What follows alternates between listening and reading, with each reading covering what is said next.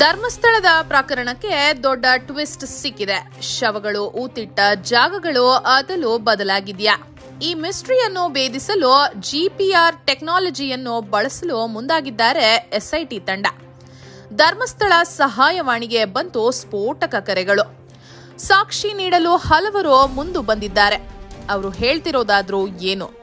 SIT ತಂಡದ officer Manjunath ಗೌಡರವರು ಫೋನ್ನಲ್ಲಿ ಯಾರಿಗೆ ಮಾಹಿತಿಯನ್ನ ನೀಡುತ್ತಿದ್ರು? ಎಲ್ಲಾ ಮಾಹಿತಿಯನ್ನ ವಿತ್ ಪ್ರೂಫ್ ಈ ವಿಡಿಯೋದಲ್ಲಿ ನಿಮಗೆ ನಾವು ತಿಳಿಸಿಕೊಡ್ತೀವಿ. ಅದಕ್ಕೂ ಮುನ್ನ ಈ ಎಸ್ಐಟಿ ತಂಡದಿಂದ ಮಂಜುನಾಥ್ ಗೌಡರನ್ನು ತೆಗೆದು ಹಾಕಬೇಕು ಅಂತ ನೀವು ಕೂಡ ಬಯಸ್ತಿದ್ರೆ ಈ ವಿಡಿಯೋವನ್ನ ತಪ್ಪದೆ ಲೈಕ್ ಮಾಡಿ ಸ್ನೇಹಿತರೆ.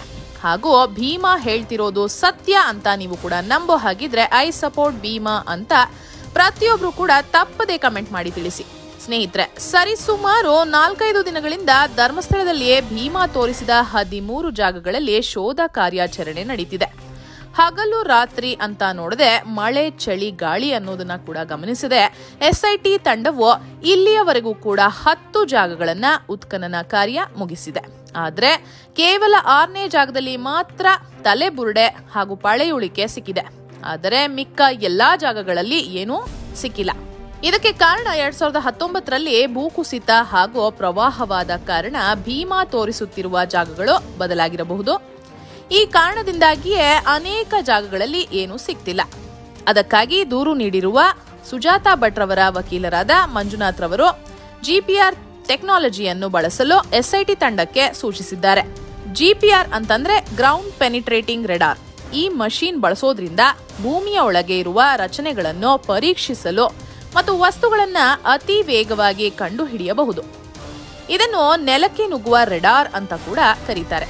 ಭೂಮಿಯ ಒಳಗಿರುವ ಅಥವಾ ಕೆಳಗಿರುವ ವಸ್ತುಗಳ ಬಗ್ಗೆ ಹೆಚ್ಚಿನ ರೆಸಲ್ಯೂಷನ್ ಡೇಟಾವನ್ನ ಒದಗಿಸುತ್ತದೆ. ಇದರಿಂದ ಈ ಕೇಸ್ಗೆ ಹೊಸ ತಿರುವು ಸಿಗಲಿದೆ. ಇನ್ನು ಧರ್ಮಸ್ಥಳದಲ್ಲಿ ಸಹಾಯವಾಣಿಯನ್ನು ಪ್ರಾರಂಭಿಸಿದ ಬೆನ್ನಲ್ಲೇ ಸ್ಫೋಟಕ ಮಾಹಿತಿಗಳು ಬಂದಿವೆ. ಹಲವರು ಸಹಾಯವಾಣಿಗೆ ಕರೆ ಮಾಡಿ ನಾವು ಸಾಕ್ಷಿ ಕೊಡಲು ತಯಾರಿದ್ದೇವೆ, ಆದರೆ ನಮ್ಮ ಹೆಸರು ಮತ್ತು ಡೀಟೇಲ್ಸ್ ಎಲ್ಲೂ ಕೂಡ ಹೊರ ಬರಬಾರದು ಅಂತ ತಿಳಿಸಿದ್ದಾರೆ ಎಂಬ ಮಾಹಿತಿ ಕೂಡ ಸಿಕ್ಕಿದೆ. ಅಷ್ಟೇ ಅಲ್ಲದೆ ಜಯಂತ್ ಎಂಬುವ ದೂರುದಾರ ಕೂಡ ಟಿವಿ ಮುಂದೆ ಬಂದು ಮಾತನಾಡಿದ್ದಾರೆ. ಇಟ್ಲಂಪಡಿ ನಿವಾಸಿ ಜಯಂತ್ ಎಂಬುವ ವ್ಯಕ್ತಿ ದಿಢೀರಂತ ಮಾಧ್ಯಮಕ್ಕೆ ಸಂದರ್ಶನವನ್ನ ನೀಡಿದ್ದಾರೆ. ಆತ ಸ್ಫೋಟಕ ಮಾಹಿತಿಯನ್ನ ಬಿಚ್ಚಿಟ್ಟಿದ್ದಾನೆ. ಈ ರೀತಿ ದಿಢೀರಂತ ಬರಲು ಕಾರಣವೇನೆಂದ್ರೆ, ನನಗೆ ಇಷ್ಟು ದಿನ ಭಯ ಇತ್ತು, ಆದ್ರೆ ಈಗ ಎಸ್ಐಟಿ ತಂಡ ಮೂಳೆಗಳು ಮತ್ತು ಬುರುಡೆಗಳನ್ನ ಹೊರ ತೆಗೆಯುತ್ತಿದ್ದಂತೆಯೇ ನನಗೆ ಧೈರ್ಯ ಬಂದಿದೆ. ನಾನು ನಿಜ ಹೇಳಬೇಕು, ಸತ್ಯವನ್ನ ಹೊರ ತೆಗಿಬೇಕು ಎಂದು ತಿಳಿಸಿದ್ದಾರೆ. ಅಷ್ಟೇ ಅಲ್ಲದೆ ಸುಮಾರು 15 ವರ್ಷಗಳ ಹಿಂದೆ ಒಬ್ಬ ಬಾಲಕಿಯ ಶವ ಅರ್ಧ ಕೊಳೆತ ಸ್ಥಿತಿಯಲ್ಲಿತ್ತು. ಅದನ್ನ ಯಾವುದೇ ರೀತಿಯ ಪೋಸ್ಟ್ ಮಾರ್ಟಮ್ ಕೂಡ ಮಾಡದೆ ಅಥವಾ ಅವರ ತಂದೆ ತಾಯಿಗೂ ಒಪ್ಪಿಸದೆ ಮತ್ತು ಕಾನೂನುಬದ್ಧವಾಗಿ ಏನೂ ಕೂಡ ಮಾಡದೆ ರಾತ್ರೋರಾತ್ರಿ ಇಲ್ಲಿ ಊತ ಹಾಕಿದ್ದಾರೆ. ಅದಕ್ಕೆ ನಾನೇ ಸಾಕ್ಷಿ, ನಾನು ನನ್ನ ಕಣ್ಣಾರೆ ನೋಡಿದ್ದೇನೆ. ಇದನ್ನೆಲ್ಲ ನಾನು ಎಸ್ಐಟಿಯ ಮುಂದೆ ದೂರು ದಾಖಲಿಸಿದ್ದೇನೆ. ಎಸ್ಐಟಿ ಅವರು ಸೋಮವಾರ ನನ್ನನ್ನ ಬರಲು ಹೇಳಿದ್ದಾರೆ ಮತ್ತು ಆ ಜಾಗವನ್ನ ತೋರಿಸಲು ಹೇಳಿದ್ದಾರೆ. ಇನ್ನು ಈತ 1986ನೇ ಇಸವಿಯಲ್ಲಿಯೇ ಮೃತಪಟ್ಟ ಪದ್ಮಲತಾರವರ ಸಂಬಂಧಿ ಕೂಡ ಆಗಿದ್ದಾರೆ. ಅಷ್ಟೇ ಅಲ್ಲದೆ ಪದ್ಮಲತಾ ಕಾಣೆಯಾಗಿ 56 ದಿನಗಳ ಬಳಿಕ ನೇತ್ರಾವತಿ ನದಿಯಲ್ಲಿ ಶವ ಸಿಕ್ಕಿತ್ತು. ಈ ಕೇಸ್ನ ಬಗ್ಗೆ ಇವತ್ತಿಗೂ ಕೂಡ ಇವರು ಹೋರಾಟವನ್ನ ನಡೆಸುತ್ತಿದ್ದು ಯಾವುದೇ ರೀತಿಯ ನ್ಯಾಯ ಸಿಕ್ಕಿಲ್ಲ. ಇನ್ನು ನಾಳೆ ಇವರು ಎಸ್ಐಟಿ ಮುಂದೆ ಯಾವ ಸಾಕ್ಷಿ ಕೊಡ್ತಾರೆ ಅಂತ ನೀವು ಕಾದು ನೋಡೋಣ. ಸ್ನೇಹಿತರೆ, ನಿಮ್ಗೆಲ್ಲ ಗೊತ್ತಿರೋ ಹಾಗೆ ಸೌಜನ್ಯ ಪ್ರಕರಣ ಈಗಾಗಲೇ 12 ವರ್ಷಗಳು ಕಳೆದಿವೆ. ಇದ್ರ ಬಗ್ಗೆ ಸಾಕಷ್ಟು ಚರ್ಚೆಯಾಗಿ ಮತ್ತು ಎಸ್ಐಟಿ ರಚನೆ ಕೂಡ ಆಯಿತು. ಇದಕ್ಕೆ ಒಂದು ದೊಡ್ಡ ಟ್ವಿಸ್ಟ್ ಅನ್ನ ತಂದವನು ಅಂತಂದ್ರೆ ಆತ ಭೀಮಾ ಅನ್ನುವ ಓರ್ವ ವ್ಯಕ್ತಿ. ಅವನು 10-12 ವರ್ಷಗಳ ಬಳಿಕ ಇಲ್ಲಿಗೆ ಬಂದು ಅವನ ಕೈಲಾದಂತ ಎಲ್ಲಾ ಸಾಕ್ಷಿಗಳನ್ನು ಅವನು ತೋರ್ಸೋದಕ್ಕೆ ಹಾಗೂ ನಾನೇನಾದ್ರೂ ಹೇಳಿದ್ದೆಲ್ಲ ಸುಳ್ಳಾದ್ರೆ ನನ್ನನ್ನ ಗಲ್ಲಿಗೇರಿಸಿ ನಾನು ಹೇಳ್ತಿರೋದಷ್ಟು ಸತ್ಯ ಅಂತ ಹೇಳಿ ಒಬ್ಬ ಸಾಮಾನ್ಯ ವ್ಯಕ್ತಿ ಈ ಒಂದು ಕೇಸ್ನ ಧರ್ಮಸ್ಥಳ ಫೈಲ್ಸ್ಗೆ ಟ್ವಿಸ್ಟ್ ಅನ್ನ ತಂದ್ಕೊಟ್ಟಂತವನು ಭೀಮಾ. ಇಂಥ ಟೈಮ್ನಲ್ಲಿ ಎಸ್ಐಟಿ ಟೀಮ್ನ ಬಹಳ ನಂಬ್ಕೊಂಡಿದ್ರು ನಮ್ಮ ಜನತೆ. ಆಗ ಎಸ್ಐಟಿ ಟೀಮ್ನಲ್ಲೇ ಒಬ್ಬ ಪೊಲೀಸ್ ಆಫೀಸರ್ ಆದ ಮಂಜುನಾಥ್ ಗೌಡರವರು ಭೀಮನನ್ನೇ ಬ್ರೈನ್ ವಾಶ್ ಮಾಡಲಿಕ್ಕೆ ಪ್ರಯತ್ನವನ್ನ ಪಟ್ಟಿದ್ದಾರೆ ಮತ್ತು ಆತನನ್ನ ಬೆದರಿಕೆ ಹಾಕಿ ಈ ಕೇಸ್ನ ನೀನು ವಾಪಸ್ ತೆಗೆದುಕೊಳ್ಬೇಕು, ಇಲ್ವಾದ್ರೆ ನಿನ್ನನ್ನೇ ಈ ಕೇಸ್ನಲ್ಲಿ ಸಿಕ್ಕಿಸಿ ನಿನ್ನನ್ನ ಗಲ್ಲಿಗೆ ಏರಿಸಲಾಗುತ್ತೆ, ನಿನಗಿದೆಲ್ಲ ಬೇಕಾ ಅಂತ ಹೇಳಿ ಬ್ರೈನ್ ವಾಶ್ ನ ಮಾಡಿ ಅವನ ಕೈಲಿ ಒಂದು ವಿಡಿಯೋವನ್ನ ಕೂಡ ಮಾಡಿಕೊಂಡು ಅವರು ಅದನ್ನ ಎತ್ತಿಟ್ಕೊಂಡಿದ್ದಾರೆ ಅಂತ ದೂರು ದಾಖಲಾಗಿದೆ. ಇನ್ನು ಎಸ್ಐಟಿ ಟೀಮ್ ರಚನೆ ಆಗ್ತಿದ್ದಂಗೆ ಅದರ ಮುಖ್ಯಸ್ಥರಾದ ಪ್ರಣಬ್ ಮೊಹಂತಿ ಅವರು ಮೊದಲೇ ಸ್ಪಷ್ಟಪಡಿಸಿದ್ದು ಏನು ಅಂತಂದ್ರೆ, ಅವರ ಟೀಮ್ ಮೆಂಬರ್ಸ್ಗೆ ಎಲ್ಲರಿಗೂ ಹೇಳಿದ್ರು, ಯಾರು ಕೂಡ ಇಲ್ಲಿ ಸೆಲ್ ಫೋನ್ ನ ಯೂಸ್ ಮಾಡೋ ಹಾಗಿಲ್ಲ, ಯಾರು ಕೂಡ ಫೋನ್ ನ ಯೂಸ್ ಮಾಡೋ ಹಾಗಿಲ್ಲ. ಇಲ್ಲಿ ನಡೆಯುವ ಕಾರ್ಯಾಚರಣೆಗಳ ಬಗ್ಗೆ ಎಲ್ಲೂ ಕೂಡ ಮಾಧ್ಯಮಗಳಿಗೆ ಆಗಲಿ, ಮೀಡಿಯಾಗಳಿಗೆ ಆಗಲಿ, ಅಥವಾ ಯಾವುದೇ ಒಬ್ಬ ವ್ಯಕ್ತಿಗೆ ಆಗಲಿ ಯಾವ ವಿಷಯನೂ ತಿಳಿಬಾರ್ದು, ಇದು ಬಹಳ ಕಾನ್ಫಿಡೆನ್ಷಿಯಲ್ ಆಗಿರಬೇಕು ಅಂತ ಹೇಳಿದ್ರು. ಮತ್ತು ಎಲ್ಲಾ ಸೆಲ್ ಫೋನ್ಗಳನ್ನು ಅವರ ಒಂದು ಆಫೀಸ್ ನಲ್ಲೇ ಅದನ್ನ ಕೊಟ್ಬಿಟ್ಟು ಬರಬೇಕು ಅಂತ ಕೂಡ ಪ್ರಣಬ್ ಮೊಹಂತಿ ಅವರು ಬಹಳ ಸ್ಪಷ್ಟವಾಗಿ ಹೇಳಿರ್ತಾರೆ. ಆದ್ರೂ ಕೂಡ ಈ ಒಂದು ಜಾಗದಲ್ಲಿ ಭೀಮನನ್ನ ಕರೆತಂದಾಗ ಅಲ್ಲಿ ಮಾರ್ಕಿಂಗ್ಸ್ ಮಾಡುವ ಸಮಯದಲ್ಲಿ ನೀವು ಈ ವಿಡಿಯೋದಲ್ಲಿ ನೋಡಬಹುದು, ಮಂಜುನಾಥ್ ಗೌಡ ಪೊಲೀಸ್ ಆಫೀಸರ್ ಏನಿದ್ದಾರೆ ಅವರ ಕೈಯಲ್ಲಿ ಸೆಲ್ ಫೋನ್ ಇದೆ. ಅವರ ಕೈಯಲ್ಲಿ ಫೋನ್ ನ ಮುಖಾಂತರ ಯಾರ ಹತ್ರನೋ ಮಾತನಾಡ್ತಿರೋ ದೃಶ್ಯ ನಿಮ್ಗಿಲ್ಲಿ ಕಾಣ್ತಾ ಇದೆ. ಅವರು ಈ ವಿಷಯವನ್ನ ಯಾರಿಗೆ ಮುಟ್ಟಿಸ್ತಿದ್ದಾರೆ ಅನ್ನುವ ಒಂದು ದೊಡ್ಡ ಡೌಟ್ ಎಲ್ಲರಿಗೂ ಸೃಷ್ಟಿಯಾಗುತ್ತೆ. ಯಾಕಂದ್ರೆ ಇದರ ಹಿಂದೆ ದೊಡ್ಡ ದೊಡ್ಡ ಜನರ ಕೈವಾಡವಿರಬಹುದು ಮತ್ತು ದಣಿಗಳಿಗೆ ಇವರೇನಾದ್ರೂ ಎಲ್ಲವನ್ನ ಒಪ್ಪಿಸ್ತಾ ಇದ್ದಾರಾ ಅನ್ನುವ ಡೌಟ್ ಖಂಡಿತವಾಗ್ಲೂ ಇಲ್ಲಿ ಸೃಷ್ಟಿಯಾಗುತ್ತೆ. ಇಂಥ ಒಬ್ಬ ಪೊಲೀಸ್ ಆಫೀಸರ್ನ ಈ ಒಂದು SIT ಟೀಮ್, ಈ ಒಂದು ನಿಷ್ಠಾವಂತ ಆಫೀಸರ್ಗಳು ಇರುವಂತಹ ಟೀಮ್ಗೆ ಯಾರು ಸೇರಿಸಿದ್ರು ಅನ್ನುವ ಡೌಟ್ ಕೂಡ ಇಲ್ಲಿ ಸೃಷ್ಟಿಯಾಗುತ್ತೆ. ಮಂಜುನಾಥ್ ಗೌಡ ಪೊಲೀಸ್ ಆಫೀಸರ್ ಏನಿದ್ದಾರೆ ಆ ಒಂದು ಬೆದರಿಕೆ ಹಾಕಿದ್ದಾರೆ ಭೀಮನಿಗೆ ಅಂತ ಇವತ್ತು ಎಲ್ರಿಗೂ ತಿಳಿದು ಬಂದಿದೆ. ಮತ್ತು ಇದರ ಬೆನ್ನಲ್ಲೇ ಇದರ ಹಿಂದೆನೆ ನಿನ್ನೆ ಶ್ರೀನಿವಾಸ್ ರಾವ್ ರವರು ಅಂತಂದ್ರೆ ಆ ಪಂಚಾಯಿತಿ ಅಧ್ಯಕ್ಷರು ಭೀಮನ ಬಗ್ಗೆ ಇಲ್ಲ ಸಲ್ಲದ ಆರೋಪಗಳನ್ನ ಮಾಡಿದ್ರು. ಇವರು ನಿಜವಾಗ್ಲೂ ದಾಖಲಾತಿಗಳನ್ನ ಇಟ್ಕೊಂಡಿದ್ರೆ ಮತ್ತು ಇವರಿಗೂ ಈ ಶವಗಳಿಗೂ ಯಾವುದೇ ರೀತಿ ಸಂಬಂಧ ಇಲ್ಲ ಅನ್ನೋದೇ ಆಗಿದ್ರೆ ಇವರು ಪ್ರೂವ್ ಮಾಡಬೇಕು ಹೊರತು ಈ ರೀತಿ ಭೀಮಾ ಹಾಕಿರುವ ಒಂದು ಪ್ರಶ್ನೆಗಳಿಗೆ ಅಥವಾ ಭೀಮಾ ತೋರಿಸ್ತಾ ಇರುವ ಸಾಕ್ಷ್ಯಾಧಾರಗಳಿಗೆ ಯಾವುದಕ್ಕೂ ಅಡ್ಡಿಪಡಿಸಬಾರ್ದು.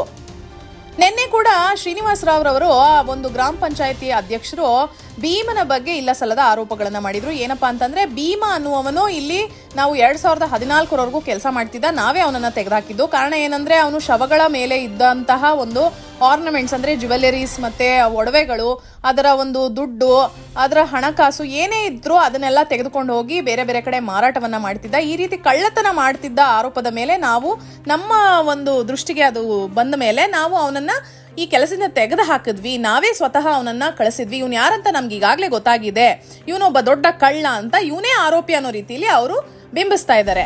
ನಿಜವಾಗ್ಲೂ ಭೀಮಾ ಹೇಳ್ತಿರೋದೆಲ್ಲ ಸುಳ್ಳು ಅನ್ನೋದಾಗಿದ್ರೆ ಅದು ಸಾಬೀತಾಗುತ್ತೆ. ಇವರು ಕಾಯೋದನ್ನ ಬಿಟ್ಟು ಯಾಕೆ ಇಲ್ಲ ಸಲ್ಲದ ದಿಕ್ಕನ್ನ ತಪ್ಪಿಸ್ತಾ ಇದ್ದಾರೆ ಕೇಸ್ನ ಬಗ್ಗೆ ಅಂತ ಕೂಡ ಪ್ರಶ್ನೆ ಎಲ್ಲರ ಮಧ್ಯೆ ಕಾಡ್ತಾ ಇದೆ. ಇನ್ನು ಈ ಮಂಜುನಾಥ್ ಗೌಡ ಅನ್ನುವ ಪೊಲೀಸ್ ಆಫೀಸರ್ ಬಗ್ಗೆ ಇದು ಒಂದೇ ಪ್ರಕರಣದ ಬಗ್ಗೆ ಆರೋಪ ಇಲ್ಲ, ಇದ್ರ ಹಿಂದೆ ಸಾಕಷ್ಟು ಪ್ರಕರಣಗಳ ಬಗ್ಗೆ ಇವರ ಮೇಲೆ ಆರೋಪಗಳಿದೆ.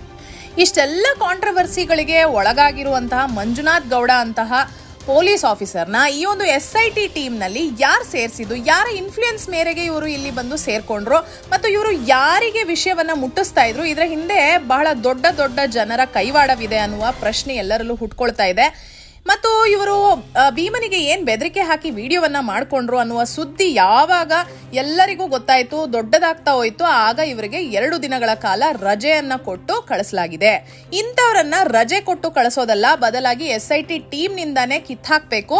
ಅಷ್ಟೇ ಅಲ್ಲದೆ ಇವರನ್ನ ಮೇಲೆ ಕೂಡ ತನಿಖೆಯನ್ನ ಮಾಡಬೇಕು. ಯಾಕೆ ಇವರು ಈ ರೀತಿ ಇನ್ಫ್ಲೂಯೆನ್ಸ್ ಮಾಡ್ತಾ ಇದ್ದಾರೆ, ಭೀಮನಿಗೆ ಯಾಕೆ ಬೆದರಿಕೆ ಹಾಕಿ ವಿಡಿಯೋವನ್ನ ಮಾಡ್ಕೊಂಡಿದ್ದಾರೆ, ಇವರು ಯಾರು ಇದನ್ನೆಲ್ಲ ಮಾಡೋದಿಕ್ಕೆ, ಇವರಿಗೆ ಯಾರು ಈ ಅಧಿಕಾರವನ್ನ ಕೊಟ್ಟಂತವ್ರು, ಮತ್ತು ಇವರು ಯಾರಿಗೆ ವಿಷಯವನ್ನ ಮುಟ್ಟಿಸ್ತಾ ಇದ್ರು, ಏನ್ ಇವರ ಪಿತೂರಿ ಅಂತ ಕೂಡ ತನಿಖೆ ಮಾಡಲೇಬೇಕು.